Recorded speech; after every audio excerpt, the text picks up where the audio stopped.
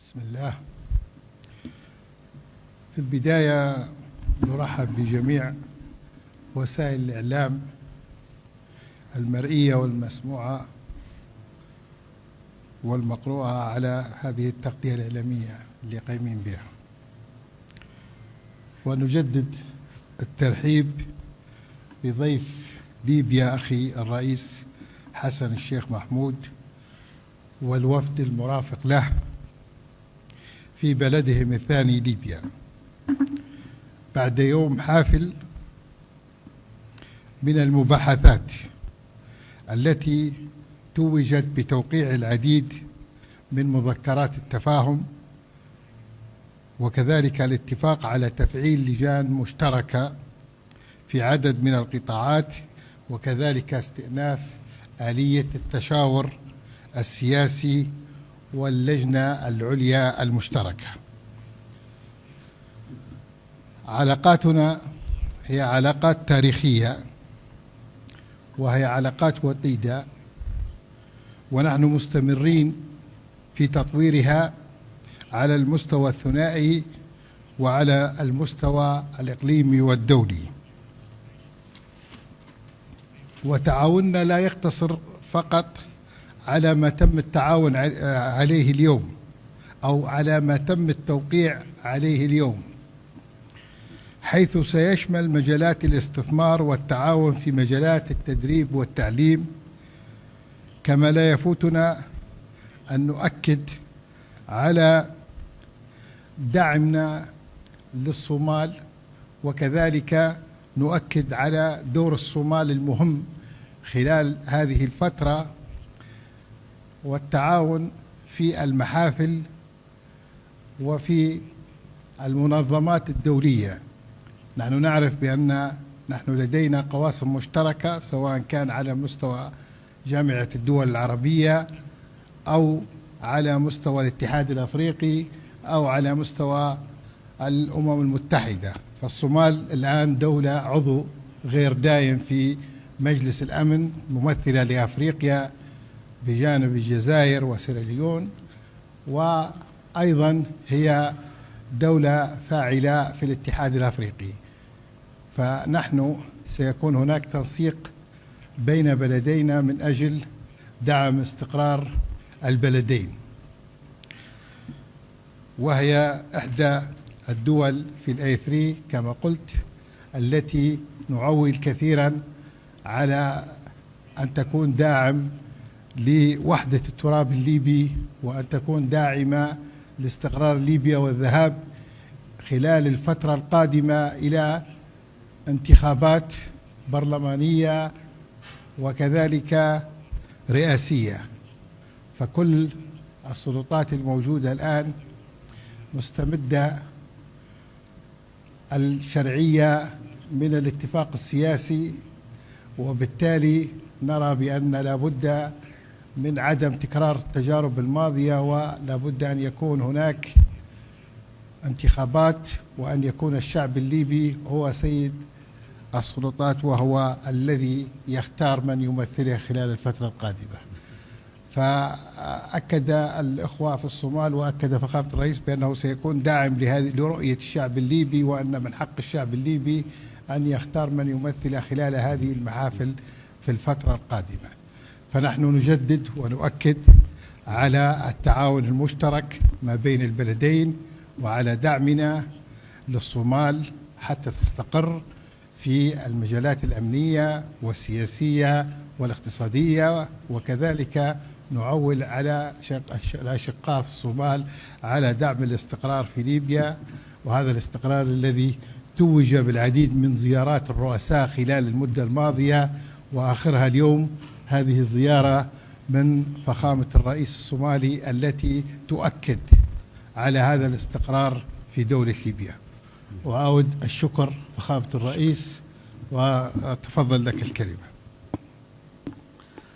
بسم الله، الحمد لله، والصلاة والسلام على رسول الله. إنه شرف كبير لي أن أكون هنا اليوم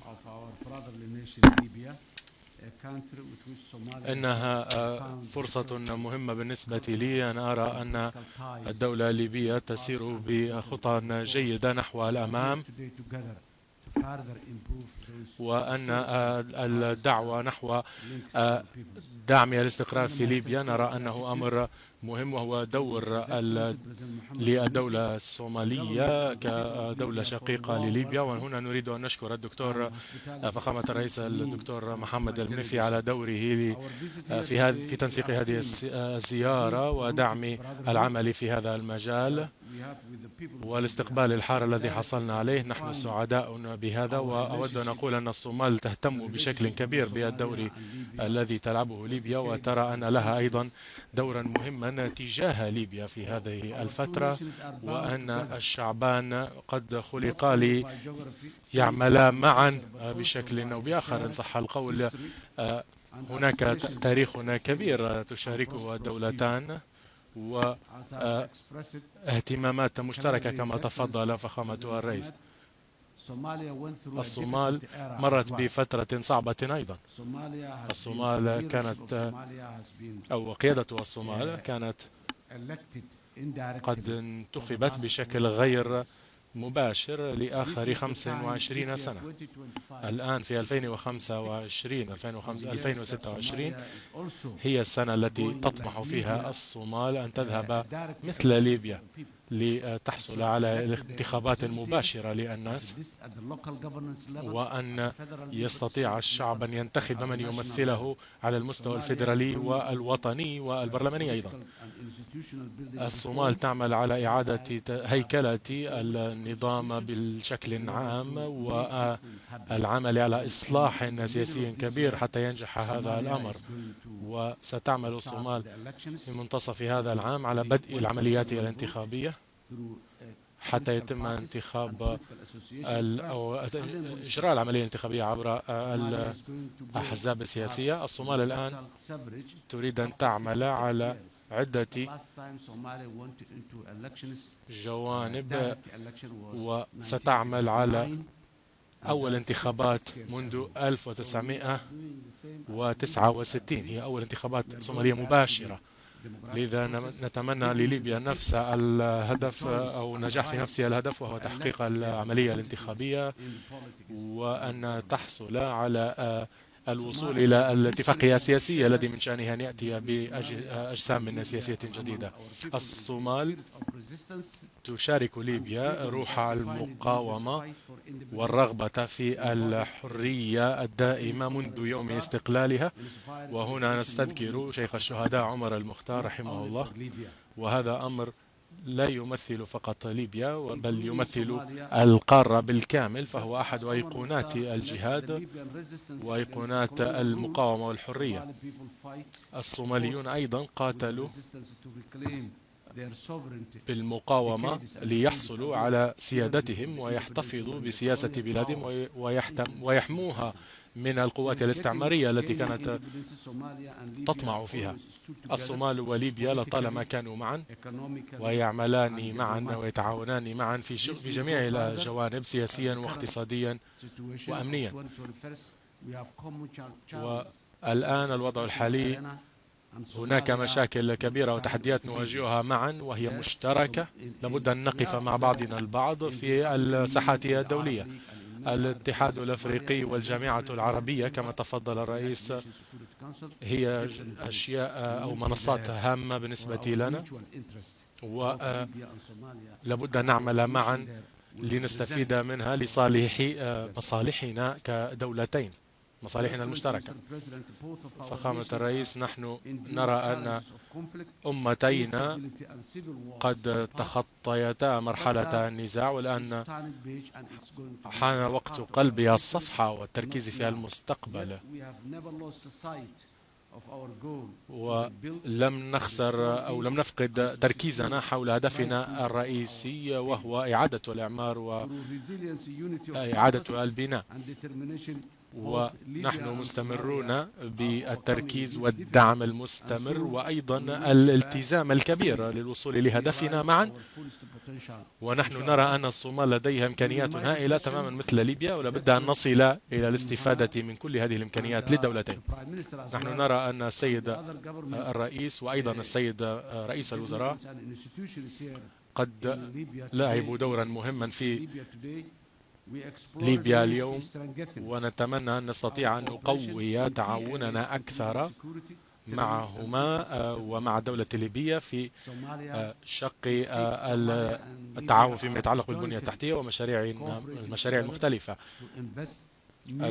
الصومال تريد أن تهتم أكثر بالشق الاستثماري وتدعو ليبيا للمشاركة فيه، ونحن سعداء بذلك. والصومال ملتزمة بتعميق علاقتها بليبيا وتقوية علاقاتها الاقتصادية بالتحديد، وفتح فرص مختلفة للدعم المستمر من الدولة الليبية للدولة الصومالية، والاستثمارات بطبيعة الحال هي محور هذا التعاون. نحن نثمن عاليا دور ليبيا ودعمها لنا. وفخامة الرئيس دكتور محمد، كما تفضلت اليوم، أشكرك على ترحيبك بنا، وأود أن أقول أن اقتراحك لتشكيل لجنة رفيعة المستوى على الشق الفني وعلى المستوى الفني ومجموعات عمل تنضوي تحتها هو أمر مهم جدا، وهو ما سنبدأ به مباشرة كنتيجة ملموسة ولهذا العمل. والآن أصبحت هناك دعوة مفتوحة للليبيين لأن يأتوا للصومال ليستثمروا فيها، وسنبقى نعمل على تحضير مستقبل أفضل للأجيال المقبلة ولتقوية العلاقة للأجيال المقبلة بين البلدين. هنا أيضا هناك طرق كثيرة وتحديات كثيرة لابد أن نتخطاها معا. نحن نرى أن عملنا معا وتعلمنا من بعضنا البعض والاستفادة من نقاط قوتنا كدولتين سيساعدنا للوصول إلى التقدم أو لإحراز تقدم رائع في هذه المجالات المذكورة بالمجمل. وإن هذه الشراكة توجت اليوم بتوقيع مجموعة من الاتفاقيات ومذكرات التفاهم بين الدولتين. هذه الشراكة ستبنى على التاريخ المشترك والرؤية المشتركة للمستقبل. مرة أخرى أود أن أعبر عن تقديري الكبير والعميق للدكتور محمد المنفي فخامة الرئيس، وأيضا الحكومة الليبية والشعب الليبي المضياف على هذا الترحيب والاستضافة المميزة. وأتمنى أن تقوي هذه الزيارة العلاقة بين الدولتين. بارك الله في الصومال وليبيا. شكرا جزيلا لكم.